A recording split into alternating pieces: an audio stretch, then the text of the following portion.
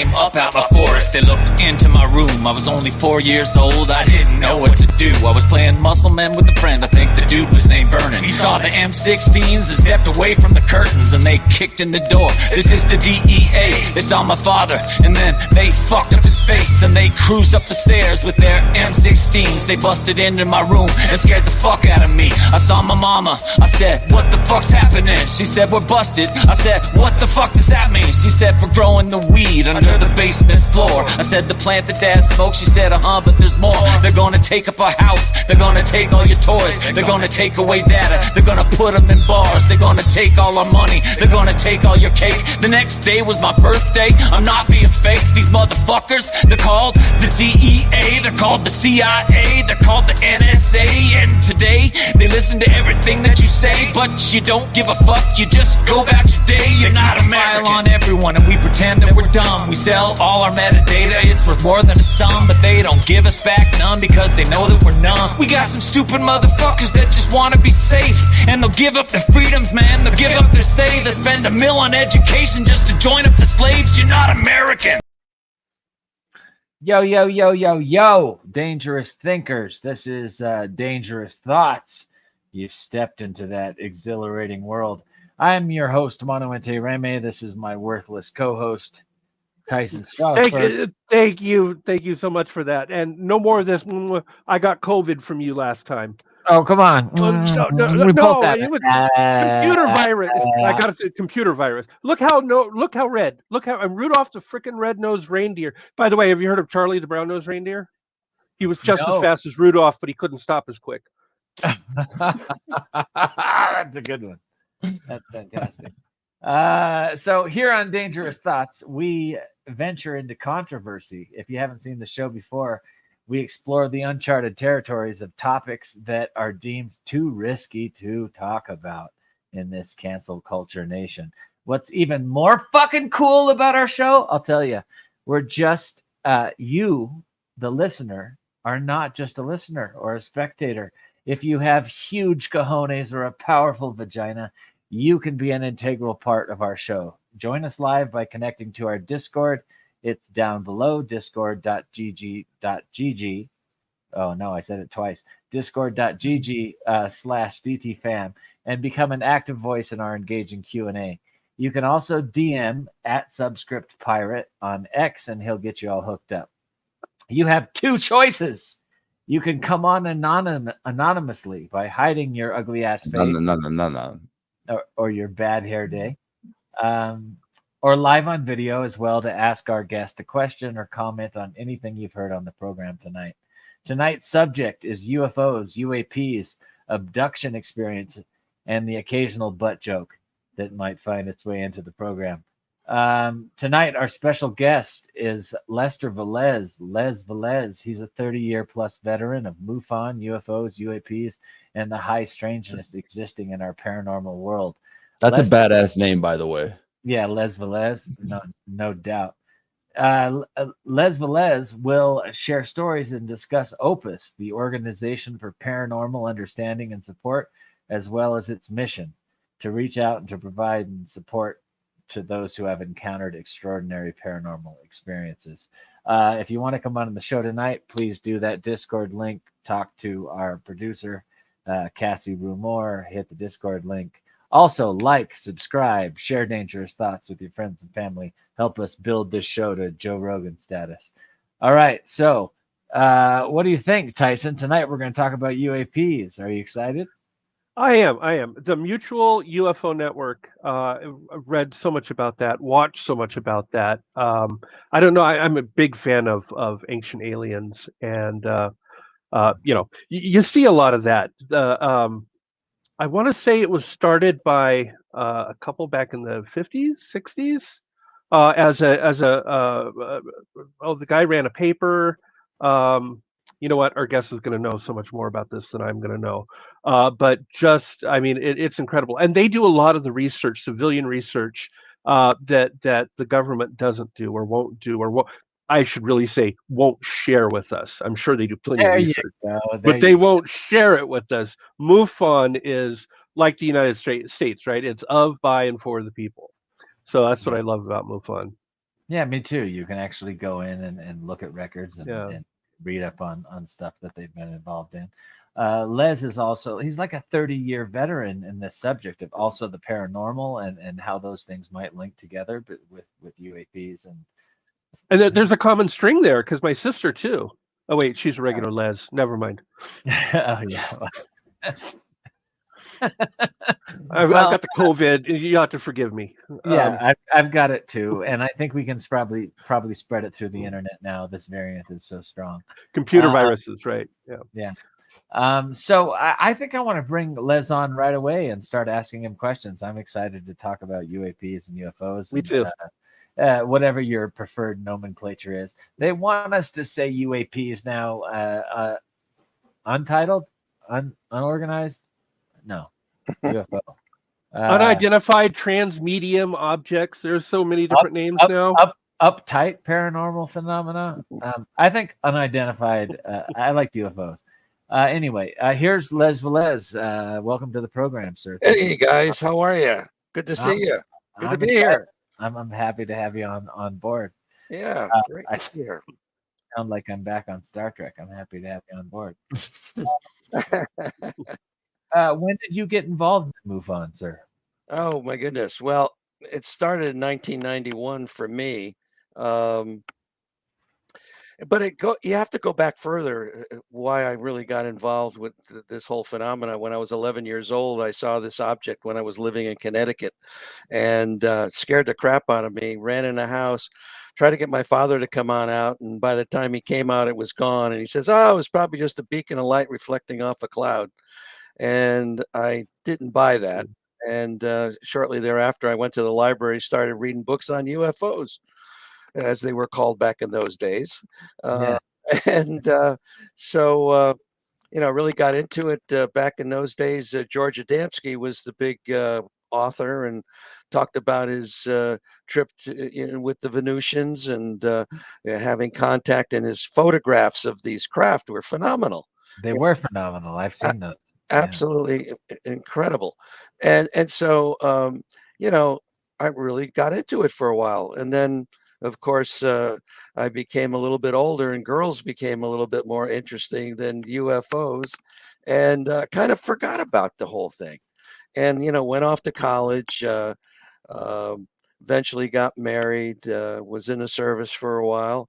And 1985, moved out to California from Connecticut, and picked up the paper, the San Jose Mercury News, one day, and Stanton Freeman, this nuclear physicist, was coming to San Jose City College to talk about UFOs and the government cover-up. And it was like somebody threw a switch, and I said, "Holy crap, I got to go see this guy." So I went there expecting to see a handful of people, and the auditorium was packed. And he just gave this incredible presentation. And on my way out, there was this table set up by MUFON, the Mutual UFO Network, that was started in 1969 by a couple of engineers down in Texas. And so they produce a monthly journal talking about the cases that they investigate. And so I decided to get the journal. And after a while, that wasn't enough for me, and it was like, I got to dig in deeper. So they had a field investigator training course, and I took the course, passed the test, and I started to investigate cases in Northern California. Northern California, like Shasta, Weed, what area? Yeah, well, like my area actually turned out to be more in the Santa Cruz area. Oh, cool. That's where I was born. Yeah. Oh, really? Where the aliens brought my DNA onto Earth. Yeah. There you go. So anyway, these cases that I got involved with were not only people telling me that they saw an object, but that they had contact with these non-human intelligences. And the first case, I was rather skeptical, because I was kind of a nuts and bolts kind of a guy, which MUFON basically was up until recently. They've decided now to actually listen to these experiencers. You mean they were more they were more strict and more unbelieving. That they really wanted you to prove, and now they've become very open to the subject. They were more interested in the craft. Okay, how these craft operated, who was operating them, Who was things of that flying them. nature. Yeah, right. But the bottom line was that they really weren't paying much attention to these people that were claiming that they had contact with these entities. So after the second one and the third one and the fourth one, I said, okay, oh my goodness, there's definitely something going on here. This is pretty significant. And one day, one of these people said to me, "Hey, do you know of other people having similar circumstances?" And I said, "Yes, I do." And next thing I know, I'm facilitating a support group in my office in San Jose, and we had monthly meetings where these people would get together and we talk about their experiences, and it was fascinating. I mean, And just most of these people are actual abductees, or are they people that? yes, Yeah. yes, yeah, Wow. absolutely.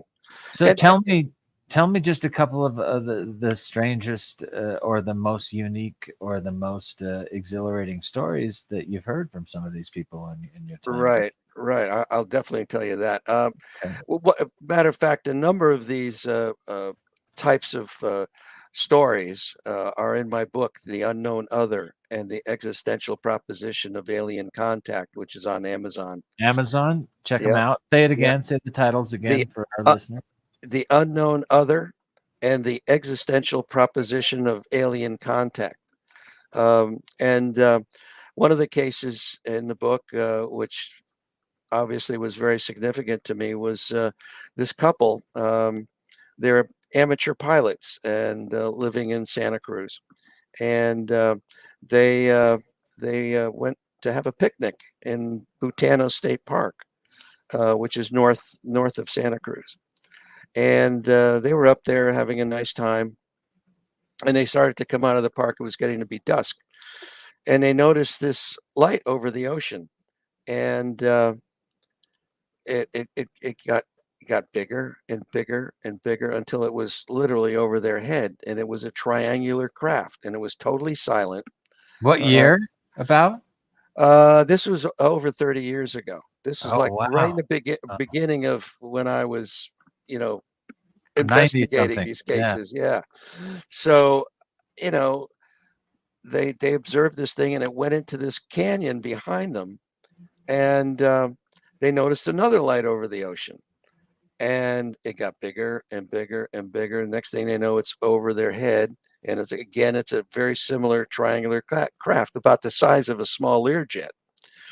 And the first one, they felt they were looking at it. The second one, they felt it was looking at them, and they became somewhat concerned at this point. And they noticed again over the ocean 5 more lights, okay, that were interacting with one another.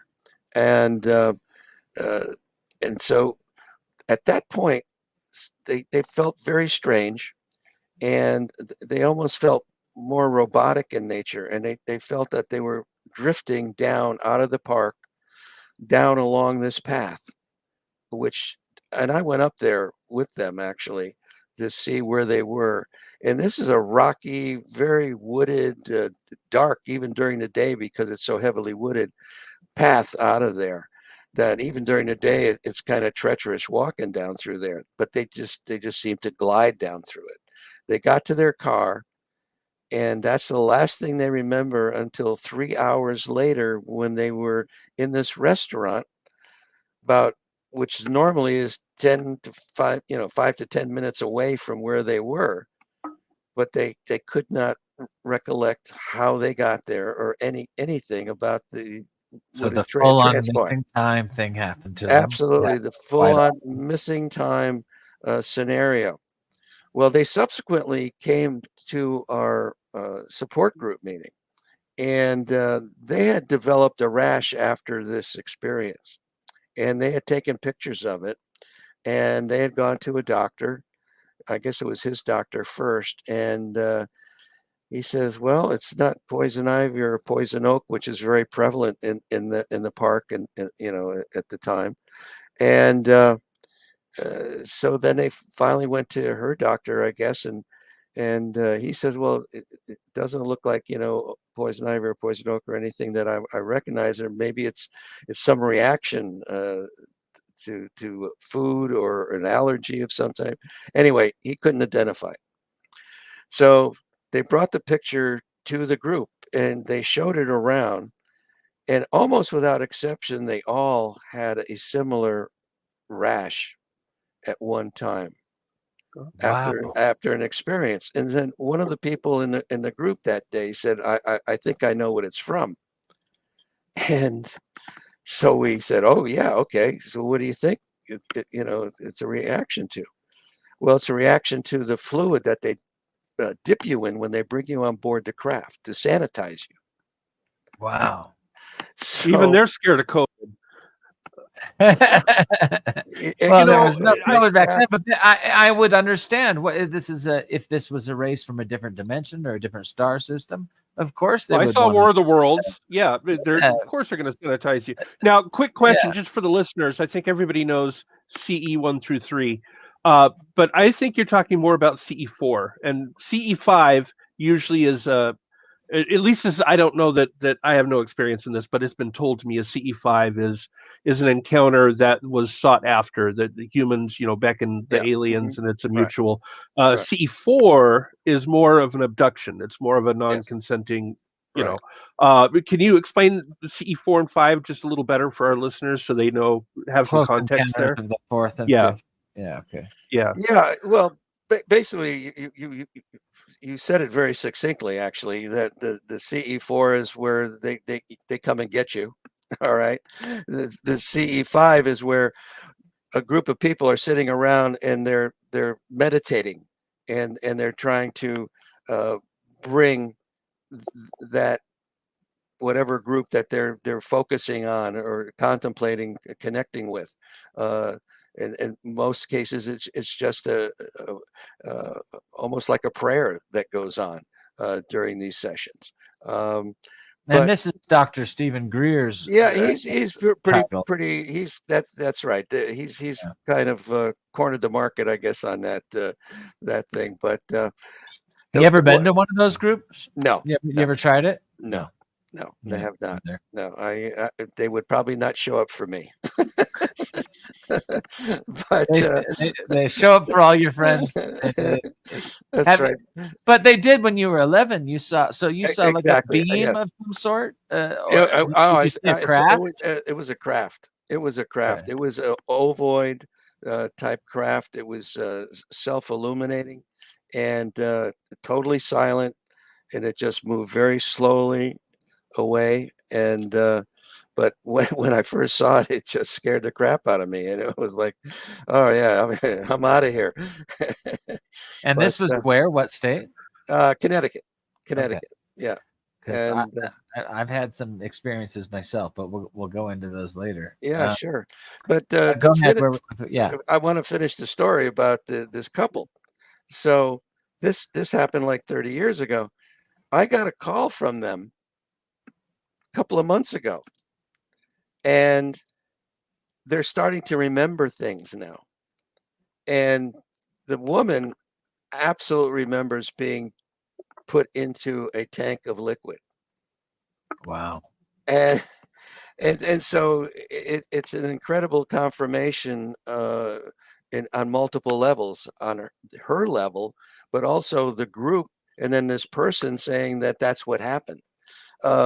So there was a lot of verification, confirmation of the fact that this thing probably did occur that way. Do either of them remember what the beings looked like that took them? That's something that's starting to come back as well. It was more of the gray type creatures that are very prevalent.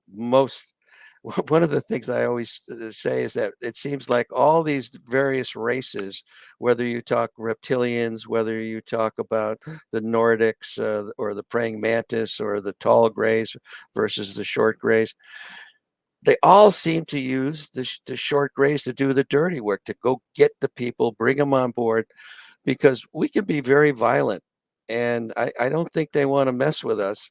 And so they send these little guys out.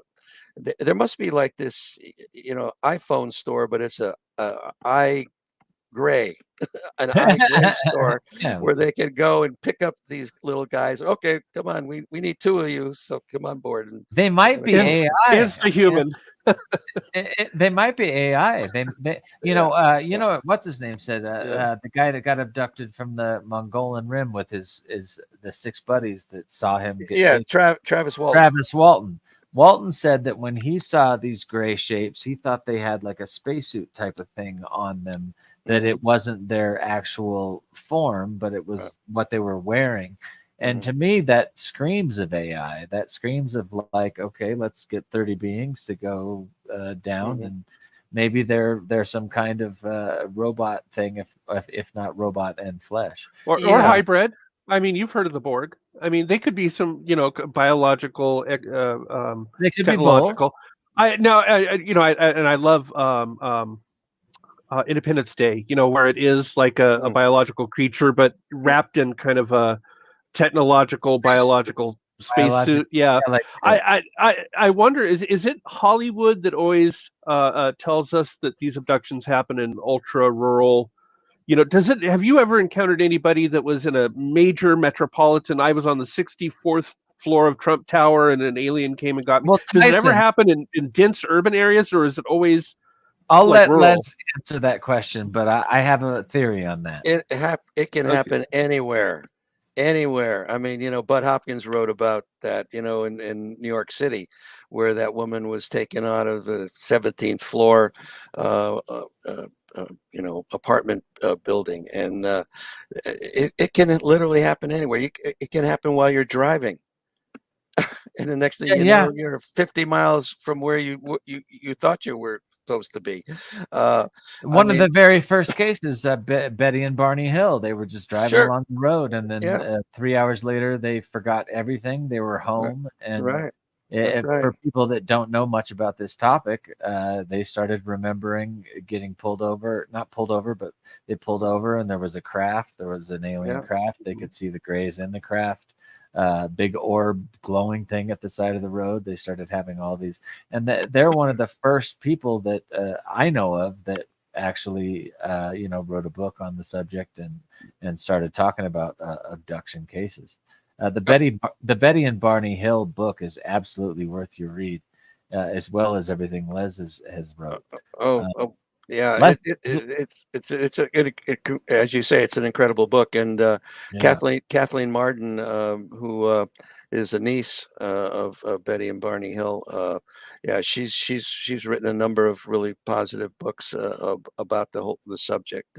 One of her books recently is called Extraterrestrial Contact, and that's a real good one for people. Every time I hear. Go ahead. No, I was just going to say, every time I hear Betty and Barney, I expect the last name to be Flintstone. I don't know why. Rubble. Yeah, it was Bo and Fred were Flintstone. The other were Rubble. That's Mandela effect going on there. Yeah. Well, you put my mind at ease because I live in a very rural area, and I always think, oh, good, they're going to come for me. Oh, they're coming for you next, right after the show. Yeah. I'll tell you, and a lot of people don't want to talk about this online or publicly or on the news and things like that, but every person I've talked to, just one-on-one, just people, family, friends, coworkers, I haven't met a single person who doesn't have some story of something they saw in the sky that they couldn't explain. And if it's so prevalent, I mean, if everybody you bump into has one of these stories, then why are we so quiet about it? Why is there such a taboo about talking about it? The CIA, I'll answer this question. The CIA has put millions and millions of dollars into a program, and I forget what the program was called, but it was a program that was actually sent out to the schools, and in the way they do things, they made it very taboo to discuss UFOs in any way, shape, or form. That they spent a lot of money making it that way. Yeah, there's definitely a laugh curtain involved with the subject, and which was created by the CIA, and their plan was to make it, they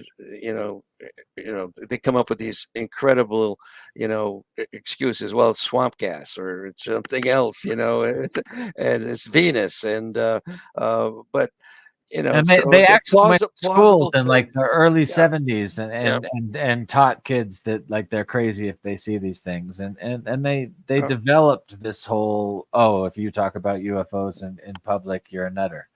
And to just the fact that they did that, and this isn't like I know what I'm talking about here. I don't know what I'm talking about at the actual operation, but I have seen a number of different reports on this CIA program to make us all seem like we're crazy when we talk UFOs. oh, sure. And Yeah. and this thing absolutely happened, and the money was absolutely spent. The proof for it is absolutely out there. I wish I knew the name of the program. I'm just not an expert. Well, let's put it this way. As of a recent poll, over 70% of people here in the United States believe that we are not alone, Oh, yes. that the aliens have visited Yes. us. Okay, this is a the tide is turning, and I think that now with what's going on in Congress, with these congressional hearings and such, that there's a real impetus to get to the bottom of this. And unfortunately, I guess that Schumer's act has been gutted to a certain degree, and so I don't think we're going to have the kind of teeth we need to, pursue stories and then follow up on those stories. But there's a lot of people that definitely want this out.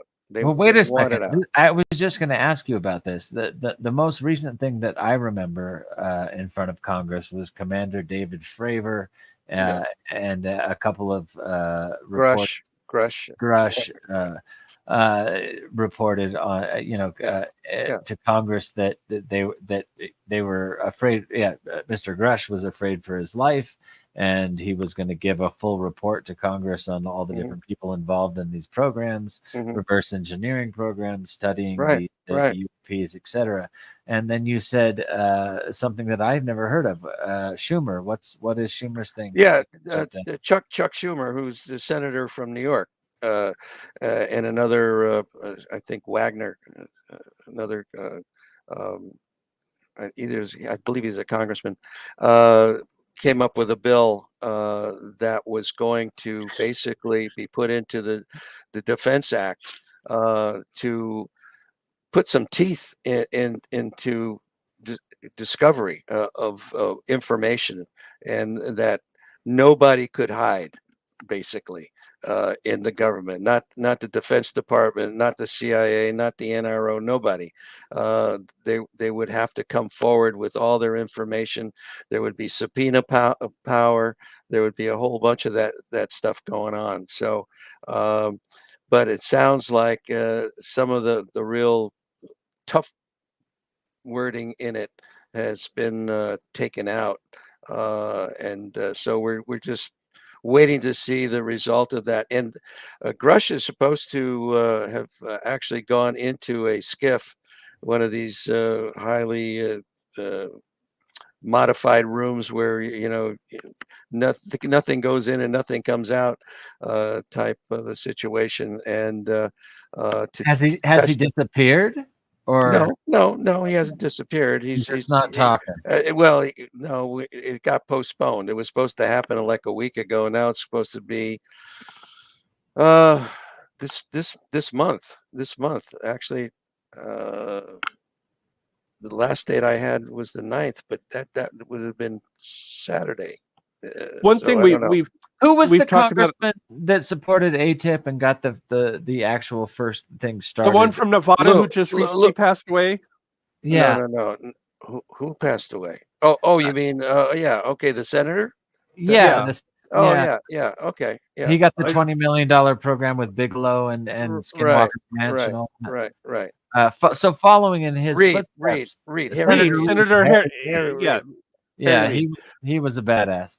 And and so I want to say that if you pass this if you're if you don't want FOIA or anything like that to force the government to talk, I've heard, I don't know if this is right, but they push a lot of the secret projects onto private entities, Bigelow Aerospace, Skunk Works, etc.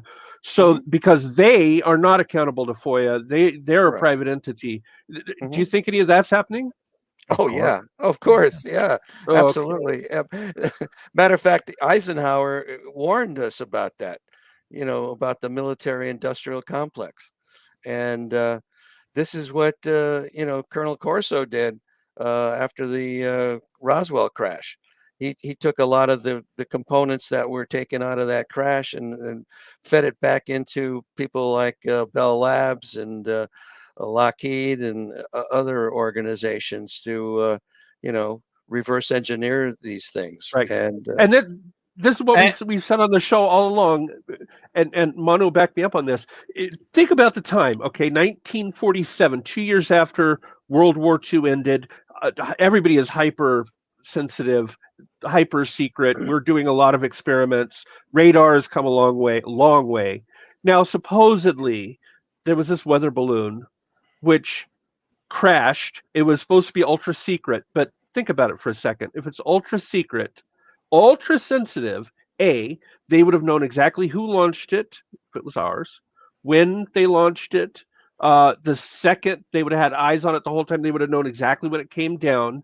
But in reality, this thing crashed just, late June before the July 4th holiday over a rancher's field. He found it the next day. Being that it was a holiday, he took it into town and showed some people, but being that it was a holiday weekend, it wasn't until the 5th he went into Roswell and showed it to the sheriff, who called up the Army base, who didn't know anything about it, who sent out Jesse Marcel. And it was the day after that they finally got back to the ranch and saw the wreckage. Now, does that And they sound... actually announced that we had caught a UFO. Right. But does that sound like backtrack on shit? Yeah, like that. And then when they go and say, "Oh, it was a super secret weather balloon, it had super secret test dummies in it," well, then you would have fucking knew excuse the language. You'd have known exactly where it was when it came down. Wouldn't have been a surprise. Wouldn't have taken that long. You would have been there. Yeah, I mean, it just doesn't hold water. Our militaries are more. These press conferences that the Air Force held were laughable. They were just laughable.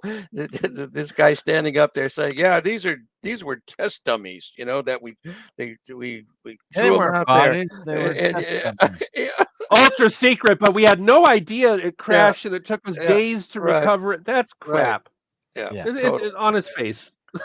Yeah. It's amazing to me with all these things going on in front of Congress and with Fravor and Rush and all these gentlemen.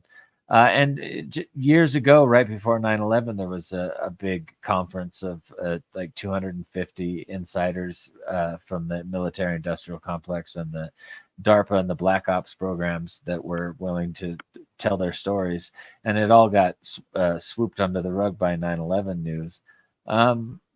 Of course, this is happening. For me, it's very obvious that something is watching. I don't know what it is. I don't know who it is. I don't know what they look like. I do know that, my experience from UFOs as a child, I used to have these little, I think they were grays, that would come into my bedroom window in Idaho in around like 1983. And I was only 5 years old, but I remember they would come into my window and they would sort of inspect my room, and then they would inspect the rest of my house. And we had this gigantic house. And I would always scream to my parents that this was happening, and I was terrified of these things. I would pull my blanket over my head, and I would feel them crawl across me. And then my mother, around like 1984, was laying in her bed. She turned to her left, and she saw this sort of what you would typically call a gray alien today, except she said that it had these sort of feathered, like owl-shaped ears, sort of. And it was like 3 a.m, and she saw it, and it was next to her bed, and it was kind of doing like a snake kind of swivel thing. And she said, "Oh, Magic, you look weird." That was the name of our cat. And then she turned over, and Magic was laying in the middle of the bed, and she went, "Oh shit, what was that behind me?" And she turned and looked, and it was gone. But then this blue light flashed around the room that she had noticed when she awoke, that, wow, that's some really bright light. Is that a full moon? Like, why is there so much light in the middle of the morning? And so she had that experience. So she started to believe me. My dad slept through the whole thing. But then my dad, about 10 years later, was in New York at High Times Magazine's office. And he was sitting there watching a UFO program. And some lady had recorded the sound waves that the aliens supposedly project when they're doing an abduction. She had No. like a radio transmitter on, a radio of some, I mean, not a radio, a recorder. Recorder. Yeah. And she played it, and when she played it, my dad didn't hear the or the shh or any of that. He said he was sitting there watching the program, and he heard, "Don't worry, everything's all fine. Go back to sleep." And he swears by this. So I'm like, I think of all these things, and then I sort of let the whole UFO, UFP concept go between 20 and 30. And then I found myself, and people on this show have heard this a number of times, so I'll make it quick. But I found myself sitting at a table for 3 hours with Buzz Aldrin. And so I had to ask him, what do you think about aliens? Do you think they're real, etc.? And he was very frank with me. He was like, yeah, they followed us up to the moon. We saw them the whole time we were going up there. We saw them the whole time we were coming back. These were ships that were, some of them were cigar shaped. Some of them were circular. Yeah. We didn't know what they were, but I think they will make more contact with us when we become multiplanetary. I've actually, on my HF radio here, I've actually heard aliens. Really? I actually have. Yes. Yeah. Wow. What do they sound like? Border Patrol caught them. Oh, shut up. But, come on. I'm okay. Monica does the stream, and I do the jokes. I do the joke. Yeah. The rim shot. All right. But yeah, all seriousness though, I agree. And even modern day scientists that don't necessarily when the guy that went to the fucking moon told me that aliens exist and they're gonna contact us more once we're multiplanetary, that was enough for me. So I dug back in. My namesake Tyson, what's his black guy astronomer? I thought you were why am I forgetting his first name? Anyway,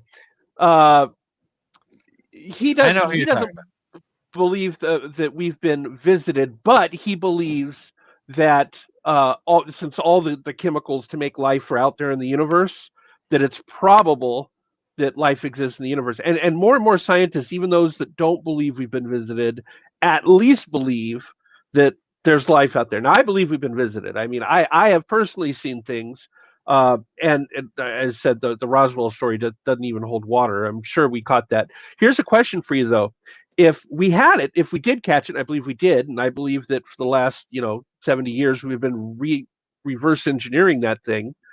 And if we've been able to even do a tenth of it, then how do we know what we're seeing in the sky? If it looks like a UFO, is it a genuine UFO or is it our technology that was reverse engineered from a UFO? Both. Yeah, both. That's what I think too. Both. It definitely both. They say a lot of these triangular craft are actually ARTs. Yeah, that's what I think too. Yeah. But then you have orbs. You have cigar-shaped things, and then of course these Tic Tacs that Graves and Favor had seen.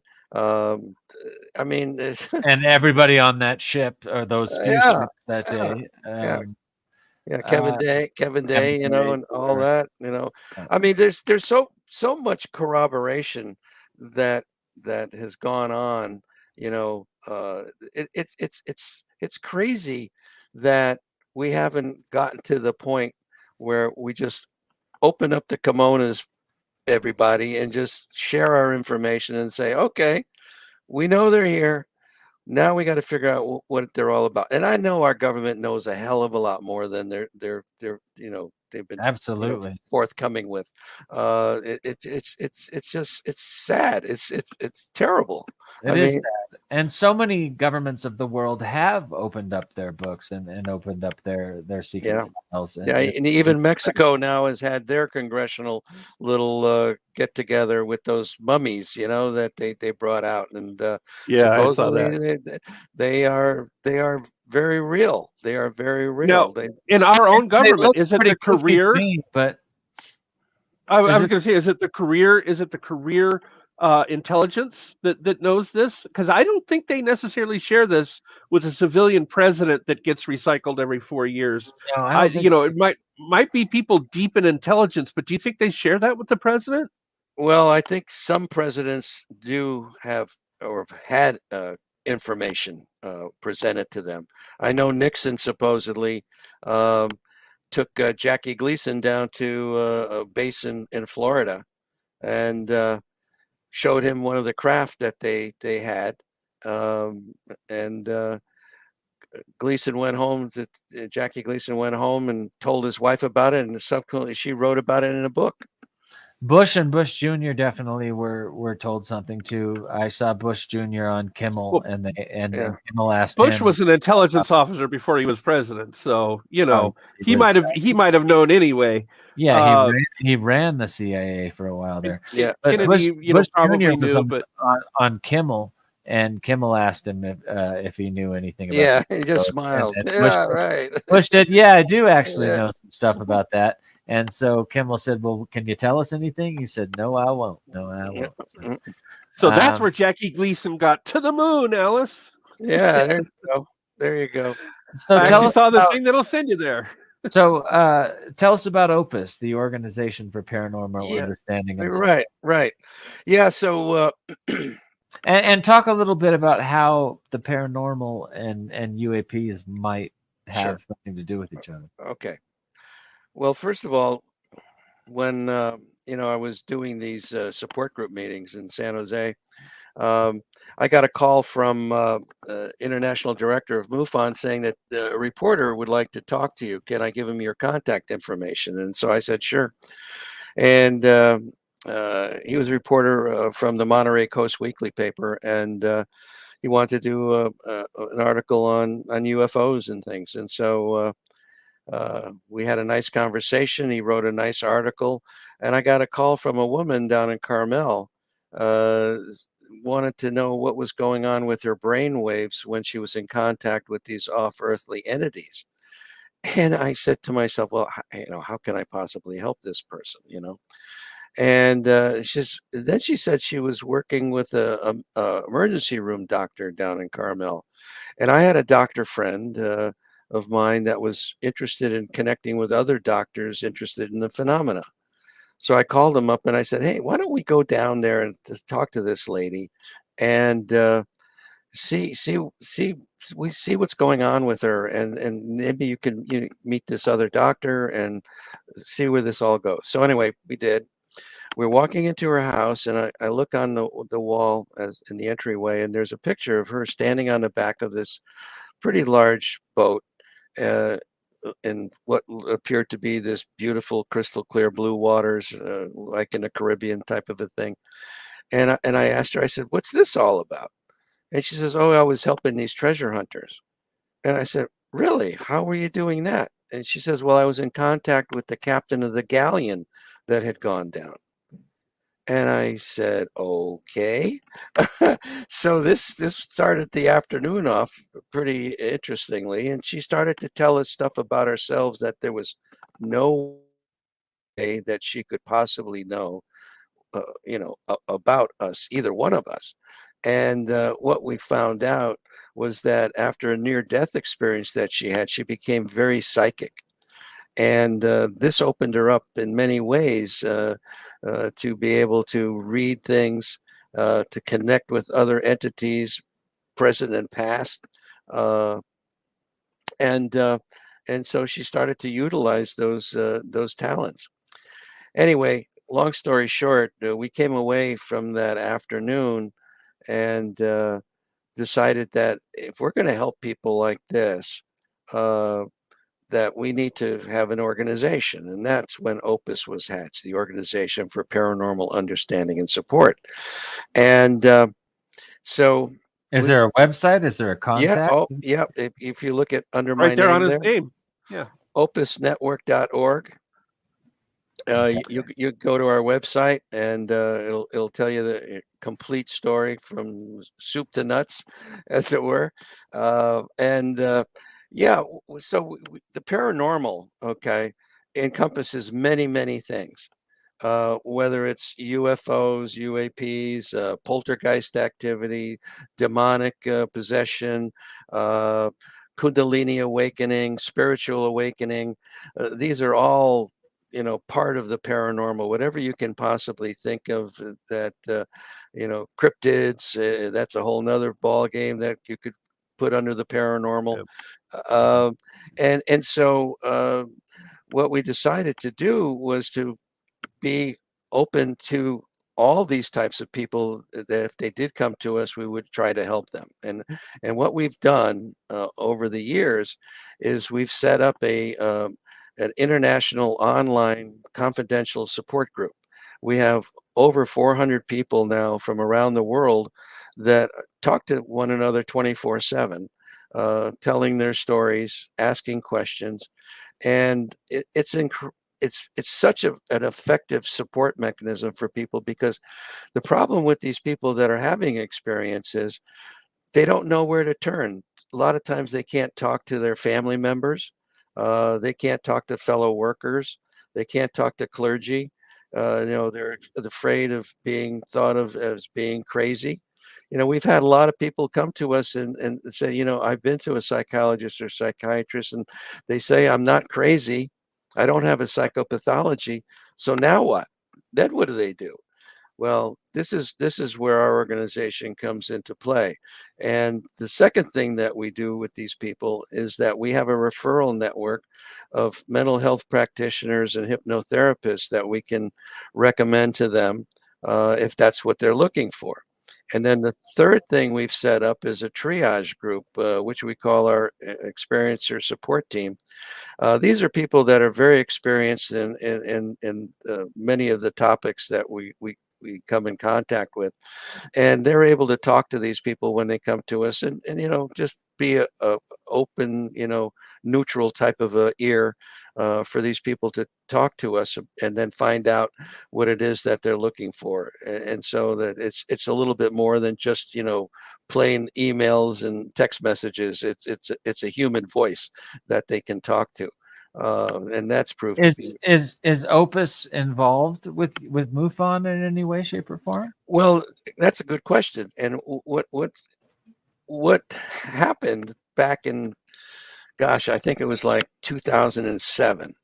I had talked to the international director at the time, and said, Of you know MUFON. what, MUFON, yeah. And I said, you guys are missing the boat on because I was also the assistant state director for Northern California, and so I was able to talk to these higher ups, if you will, in the organization. I said, you guys are missing a boat, not helping these people that are having experiences. They don't know. You guys are just more interested in the nuts and bolts type stuff. So what happened was, all the phone calls that came into MUFON were redirected to me that were looking for assistance or talking about their experiences. And then I could feel what it was that they were looking for, and then try to point them in the right direction. Well, subsequently, MUFON got the message, and now they have an organization called their E.R.T, their Experiencer Resource Team. And that part is basically the people that have been field investigators that now are able to work with these people that come into MUFON looking for support. And so they have a directory of hypnotherapists and mental health practitioners, and we actually share information. If we come up with a new name, we tell them. If they come up with a new name, they tell us. And so we have members that are in our organization that are also part of the MUFON organization. I'm actually a research consultant for MUFON in the E.R.T. And we've conducted back in that 2007 timeframe a report called the Omega-3 study. I was just going to ask you about that. What is that? Yeah, that's a study where we took 71 people that claimed that they were experiencers, and 51 people that were a control group. And we found out some interesting things. One was the fact that they did not have a psychopathology. They were all sane, both groups. That they were not fantasy prone, which is a lot of the debunkers talk about. Well, these people are just making all this stuff up. Yeah, they're all bipolar. Yeah. Schizophrenic, whatever. Yeah. And they once they've come back from these experiences, their worldview changes. They talk about the fact that we need to be better stewards of the planet.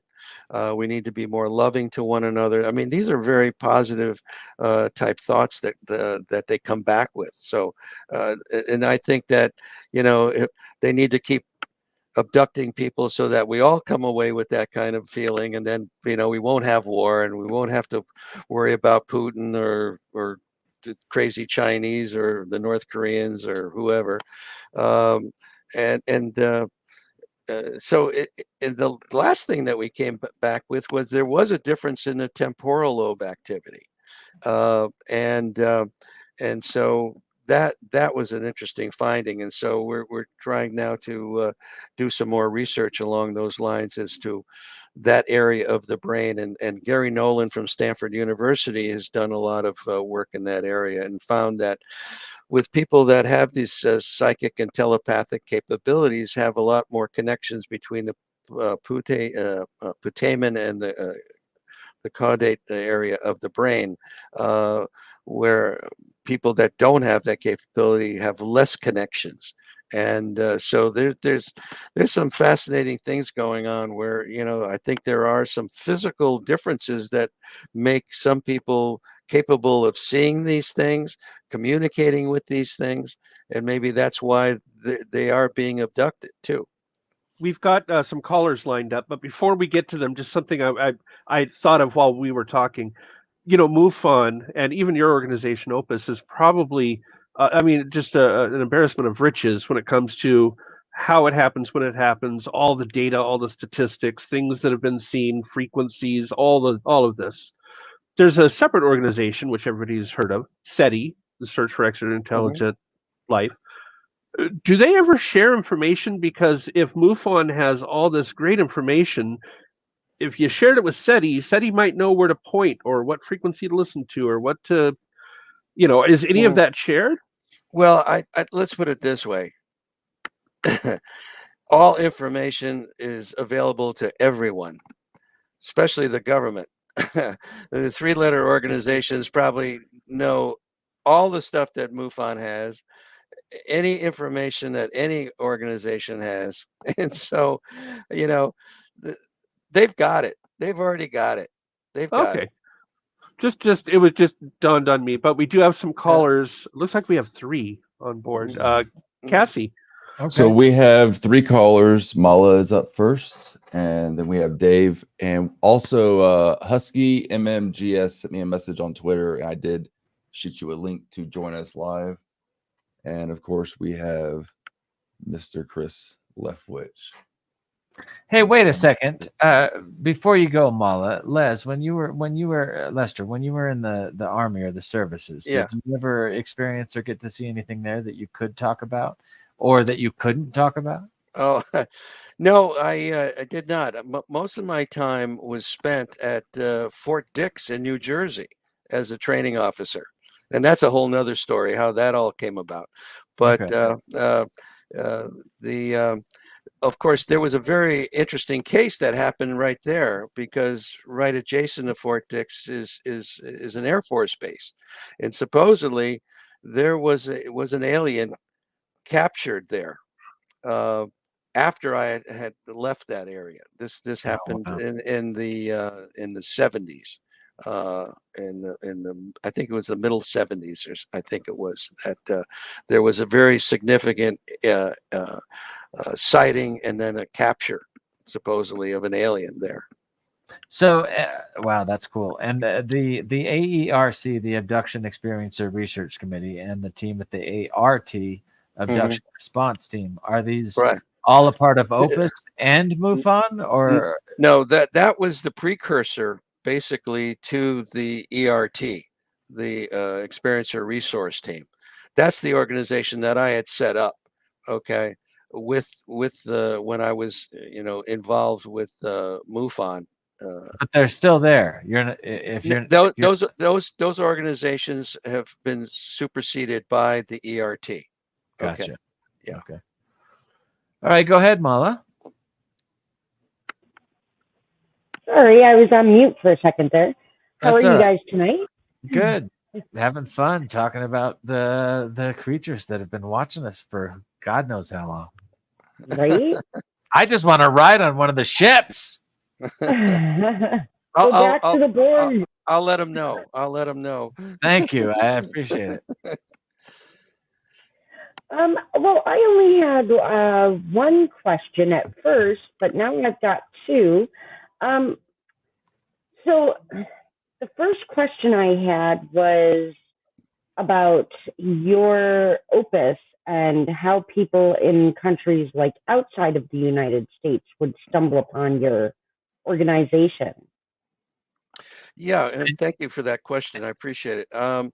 Yeah, well, of course, we have this website, and once you're on the web, that's all over the place. And people find us in a number of ways. One is to do a search on the web. I do a number of these podcasts. Last year, I did 40 of them.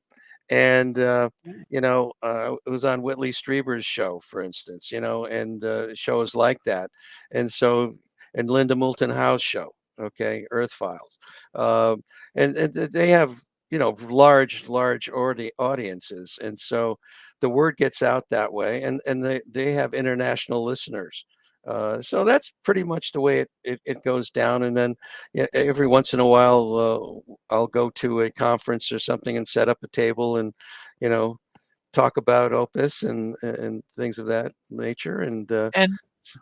And when people from foreign countries contact the website or contact you guys, they can get the same help as anybody else. Oh, absolutely. Absolutely.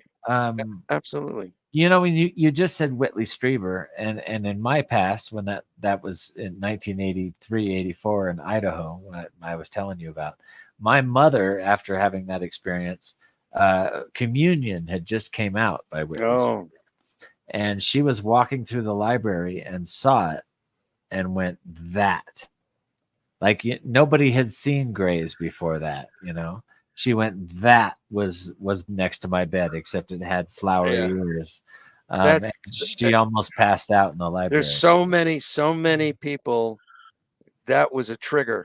That was a big trigger for a lot of people when they saw that book. It was like instantaneously brought back stuff and scared the hell out of them. And then they started wondering about what did happen to them. And they started to reach out to people, various organizations. And so, yeah, very iconic.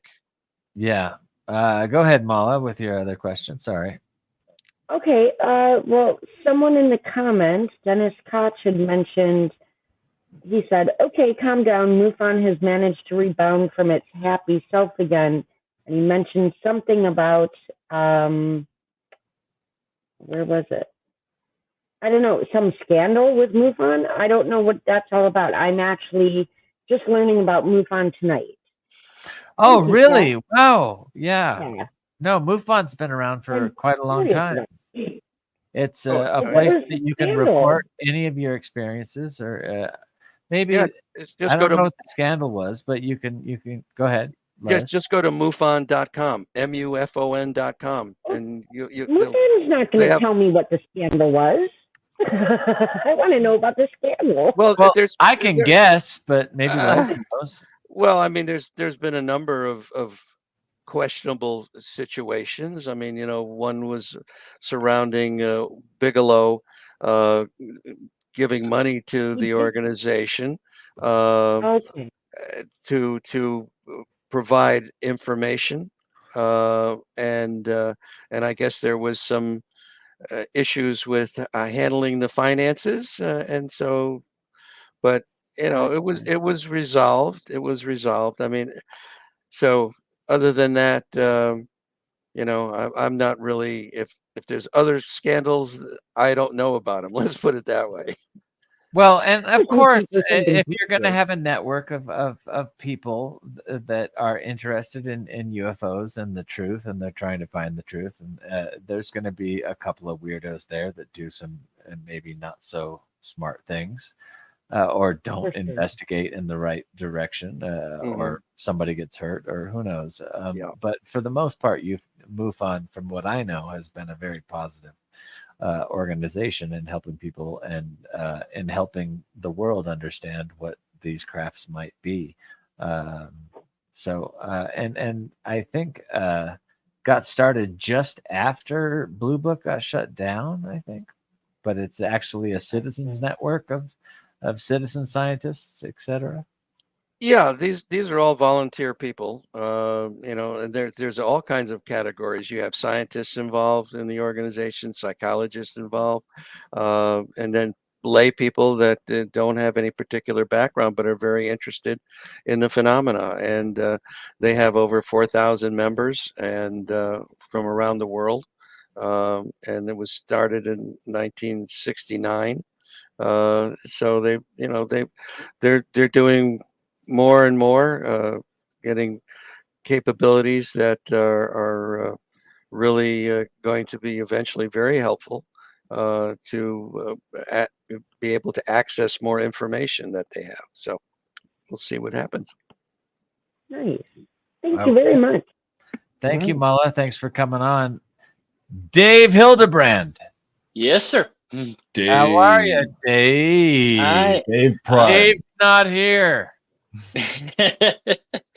well, proper Dave is here, so Yeah, proper Dave. Dave Prime. But I say I Dave got to say two things first, Mala. As always, love the headset that you're wearing, the little kitty ears. But also got Thank to you, give a Dave. shout out. You're welcome. Also, But the also unicorn.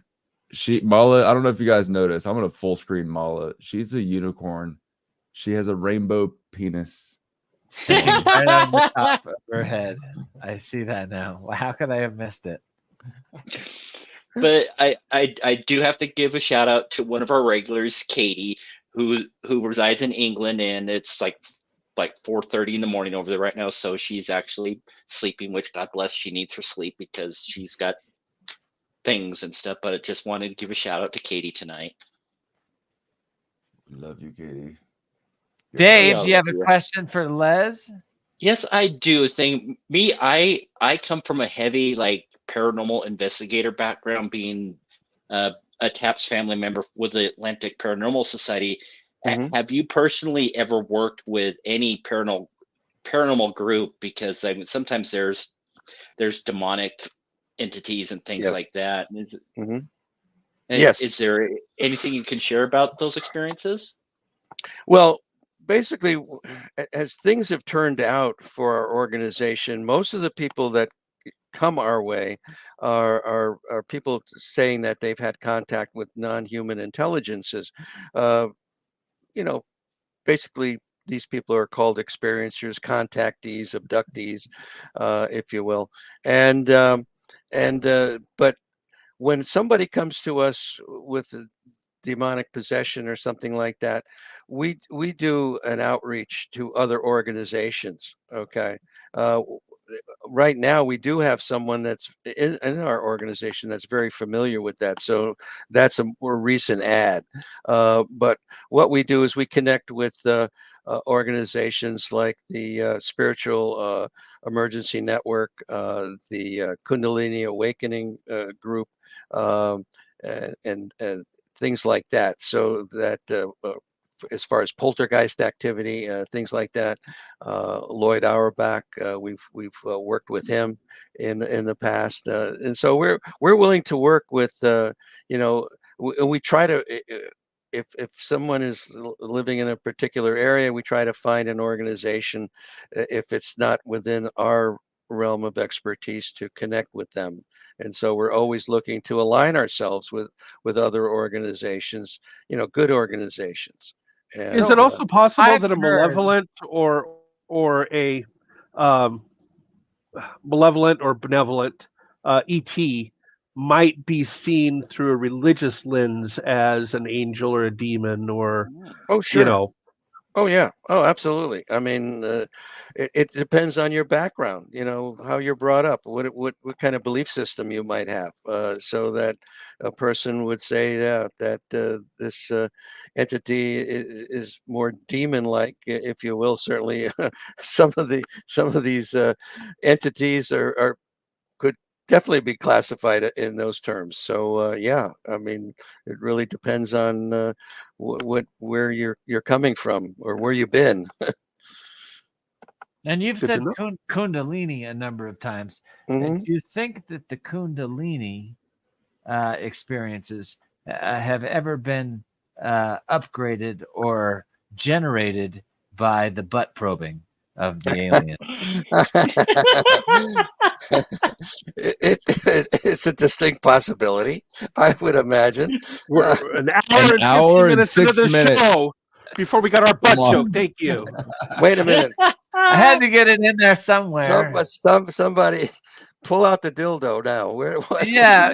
Well, if you have the Kundalini experience, it comes from all the way down under your butt and all the way through your spine. Yeah, and it's like it's true. supposedly That this is true. glorious experience where you're completely connected There we with go. the universe. Yeah. And my Only father, Tyson. my father actually went Kundalini once, and he said he was sitting in front of his closet, and all his chakras lined up from his bum to his brain, and he saw this blue sort of extra dimensional, angelic, whatever you'd like to call it, force, Apparition. apparition, whatever it was. He was vibing in that full Kundalini space, and he'd hit it. He'd spent years trying to do it, and it was right in his closet before him. And he said it was one of the most powerful experiences of his life. And I thought, man, if they're butt probing us, I would certainly love a Kundalini experience. I would. I'm like, hey, aliens, man, hook me up. I feel for him. I was in the closet till 91.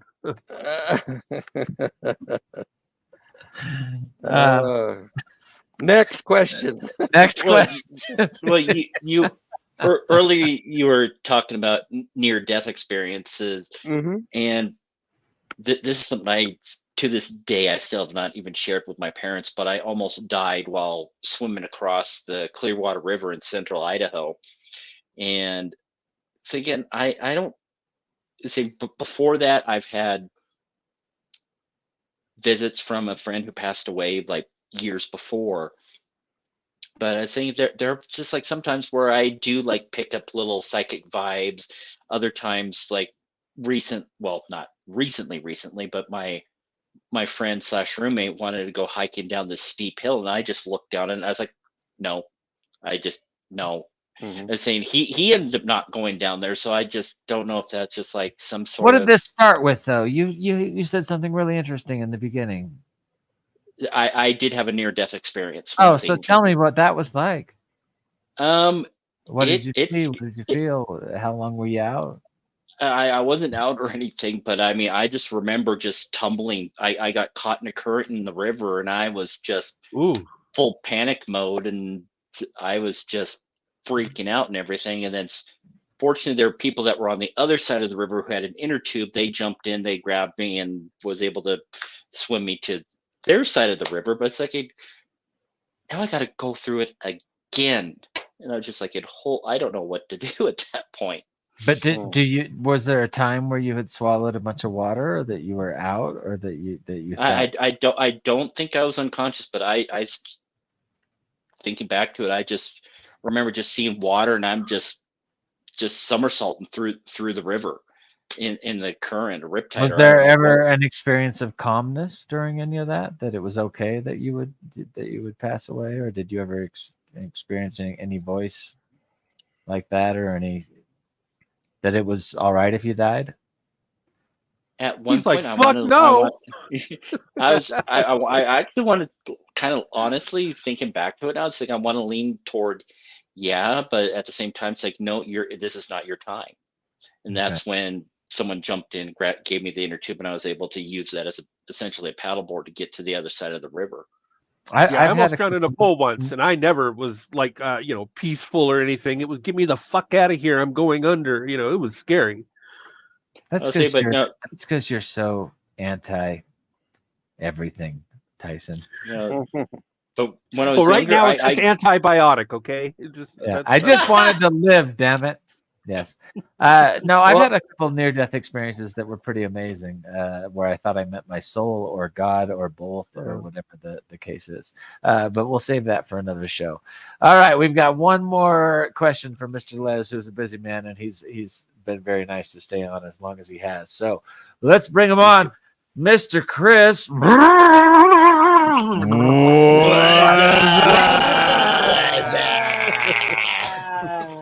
How's everyone? Oh, nothing like a 90s beer commercial to wrap this up.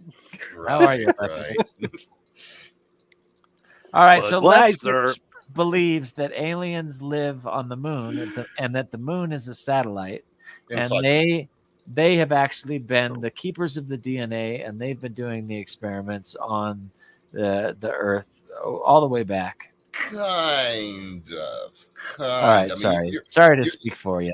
You're in the area, but the one thing I want to tell our guest about is I've been abducted, and I'll tell you about my first experience. I was 3 years old. Everybody in the DT family knows this, but I'm just going to reiterate. Except for me, the host, I haven't heard this story, but bullshit. I've told you this story several times. Yes, you have.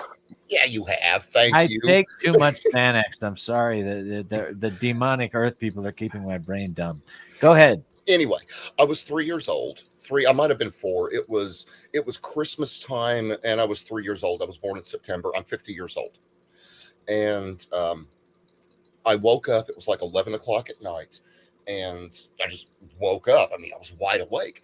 And I walked over to my window, and I looked outside, and I saw what I called a giant Tylenol, which today is referred to as the Tic Tacs. Right. It was about the size of like a school bus, maybe your Greyhound, something like that. And it was like 50 to 75 feet from me. It was hovering over the tree line, and it was just right there. And it didn't make a sound. It didn't wobble. It didn't do shit. It was just there. And I sat there and I looked at it, and I was able to empathically communicate with the 7 people that were inside it. They were the Greys. And I just sat there, and I had already known about aliens before I even saw this thing. I mean, from the time I was born, I've always known about the sky people. I'm 50. No, how old were you when this happened? I was 3. You were 3. Wow. I was 3 years old, and I was able to empathically communicate with them, and they were the Greys.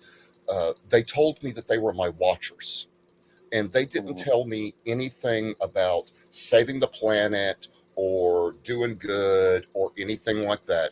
They simply said that they are here to watch me and overlook at me because something is going to happen in my lifetime that I have to be here on the planet to see. So, and I have a scar on my right knee. It's on the fleshy part of my right knee. And I never noticed it back then. But I was taking a bath, and my mom was in the bathroom with me. And she's the one that noticed the scar. And she was like, I mean, not in these exact words, but she was like, what the hell is that? And I'm like, I don't know. It looks like cottage cheese. But it was a scar, and it's still there. I mean, you can still see it. I mean, it's, faded over the years, but it's still there. And, any contact experience since then? Yeah, there has been. The night of the Phoenix lights, 2 dots on my upper right arm. I don't know if you're probably not going to be able to see them. They're really It's scar tissue. Yes. But anyway, there's two dots Well, right there on my upper right arm, and they're straight over a vein. Why? I don't know. I thought they were pimples at first. I saw them in the shower, so I kind of picked at them, and I'm like, okay, never mind. And then a couple of months later, I noticed they're still there, and I'm like, what the fuck? So I get out my diamond loop, and I look at these things, and I'm like, holy shit, that's scar tissue. You fucking bastards. And yeah, and there's also this thing that popped up. I know this was just a few years ago, maybe 5-6 years ago. Yeah. It's right there in my pinky. You can actually snag your nail on it. Oh, I can see it. Have you ever had that X-rayed? No. Why not? Because I'm afraid to. Oh, come on. All right, so this is I've question for... I've thought about taking an X-Acto knife just to see. Just chop it out. Just cut it up and see if I can pull whatever it is. Go to the doctor. Go to the doctor. But the thing is, sometimes it will get really hot, and sometimes it will start to itch. It'll itch my entire side of the hand. All right, so last question for Les. Implants. Have any of your people experienced implants? Yeah, let me tell you quickly about implants. The fact is that, are they monitoring devices of some sort? And of course, the late Dr. Roger Lear did a fantastic job excising 17 different implants from people, some of which were transmitting in the FM band. They're made up of material that's non-terrestrial in nature. Isn't it bio? Is it what? Isn't it bioorganic?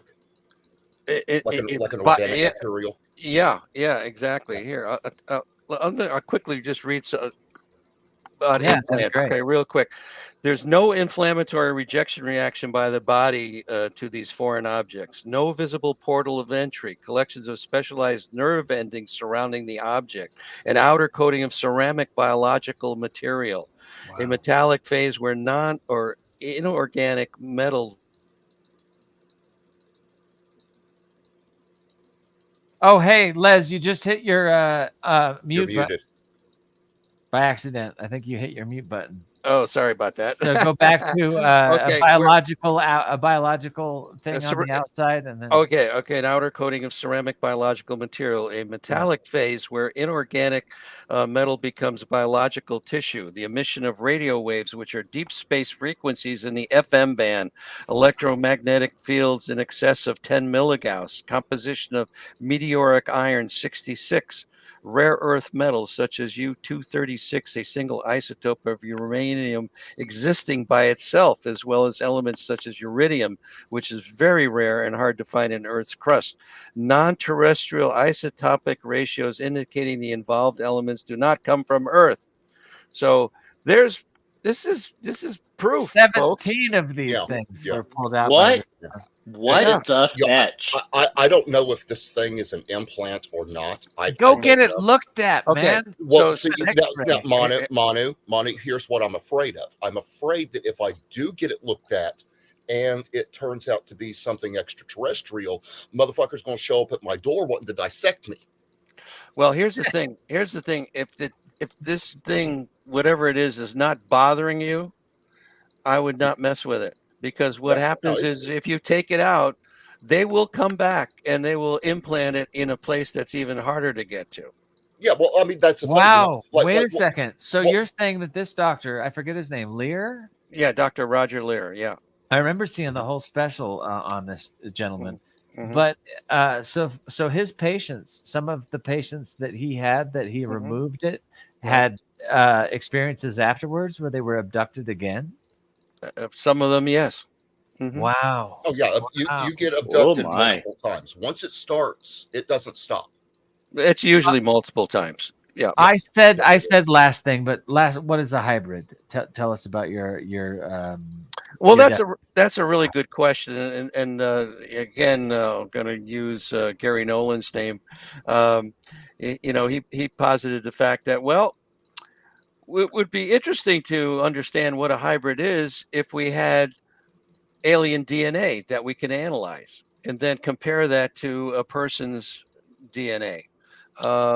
And so thus far, we have not been able to, as far as the We know. general knowledge is concerned. But these people have very strong feelings about the fact that they're not from here, or they are from here, but that they are a hybrid, and that they've been on board a craft. They've you know, seen certain things. These tubes where these uh, aliens or the hybrids are being created, and supposedly, according to David Jacobs in one of his books, he now calls them hybrids instead of hybrids because they look so much like us. They've definitely perfected it that it could be one of us here today. Yeah, one of us Talking, could be it's, a and hybrid. I've been kind of suspicious about you, Manu. Yeah, keep in contact. Keep in contact on y'all. Yeah. Why am I all of a sudden having like visuals of the TV series Roswell? Oh yeah, okay. Yeah. All right. My friend Colin Hanks was actually on Roswell. That might be part of the thing there. I was on Star Trek while he was on Roswell, and we would go over and have lunch with each other. So, Oh, Right oh, on. that's cool. yeah. That's cool. What was I going to say? Dang it, I forgot. I derailed you. I'm sorry. Yeah, I want to thank Les Velez for joining us. Please check out his books on Amazon. Please check out his website. And if you've had any of these type of experiences, please come out and tell MUFON and tell Opus and tell A.R.T and tell these programs that this has happened to you. I know that this has happened to me. I'm not scared to talk about it. This is Dangerous Thoughts. I've seen aliens. I've seen alien spacecraft. I was at a gathering in Montana once, and I saw all these sort of they looked like stars, but they were sort of dancing around each other. And I wasn't on any LSD or narcotics at the time, so this was actually something that I was seeing. Yeah. And it was mind blowing. And I sat there for about 20 minutes watching these things dance above the mountaintop. Before they disappeared into the distance. I have one more thing. And there's way too there is just way too much footage, and there's way too much books, way too much personal subject matter and personal accounts of whatever is watching us, and however many races, whether they're interdimensional or they're angels or they're demons or they're extraterrestrials. No matter what, they're extraterrestrials, right? Whether they're interdimensionals or aliens or demons or from another star system, they're still not from this earth.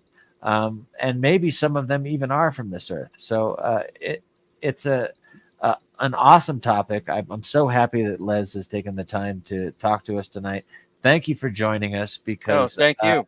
I know you've done another show tonight. It was very kind of you to come on and do our show as well. So I appreciate it so much. Thank you. Thank you. Chris wanted to say one more thing, and then I'm gonna outro us out. Yeah, just one more thing. My theory is that the spacecraft, the UFOs, UAPs, whatever you want to call them, that go from here to another galaxy or whatever, I don't think that they're built like we build like cars and planes and shit like that. In my theory, I believe that they are genetically engineered and grown. You could grow it this big, you can grow it the size of a bus, you could grow it 10 miles in diameter. You could grow a Borg cube using genetic engineering. Me personally, I don't think space is the final frontier. I think genetic engineering is. Interesting. Interesting. I dig it. Okay, so thank you for joining this week and pondering Does someone else want to say something? Sorry. Well, I was just going to say jump in. I was just going to say thank you very much. I really appreciate it, Manu. And one quick little thing. I don't know if you're familiar now with this new organization that just got started, the Hollywood Disclosure Alliance. Awesome. Hollywood Disclosure Alliance. Yeah. How do I look them up? Just that way. Just Hollywood Disclosure Alliance. Yeah. Is this a bunch of different type of celebrities that have had Well, experiences? it has two components. It has the movie land type people, Hollywood type people involved, and then they have a component that are basically UAP type researchers, and I'm actually on one of the members of the organization there as well. So they're just getting started, just getting rolling. So it's going to be interesting to see where this goes. The Hollywood Disclosure Alliance, not organization, yeah, Alliance. Wow, Alliance, that's really yeah. cool.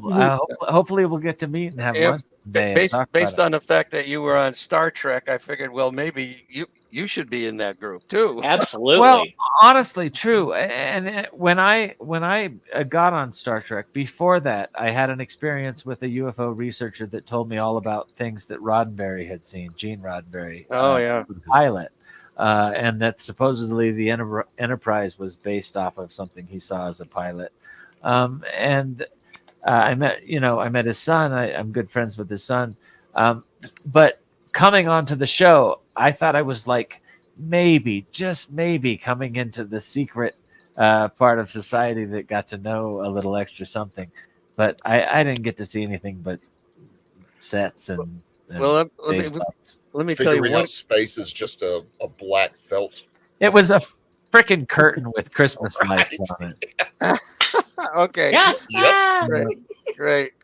But here's one thing I do believe, and I don't think we've approached this tonight. I do think that Hollywood, in a very big way, is controlled by the military-industrial complex. I was very disappointed that during the strike, we never talked about that, and we never talked about how much money actually comes into Hollywood to program you the way they want you to be thinking. And I think that they do leak information through movies. I think they do leak information through television shows, and they do program your mind through television and film. And they've always had an office at every one of the big studios. The CIA and other alphabet organizations have always had direct links to the heads of the studios. And if you go back and look in history, NBC, CBS, etc., once we started these networks, they were all run by ex-military information officers. You can look that up. The first presidents of all the networks were Army, Navy, etc. type of. It's almost like we're being conditioned for something.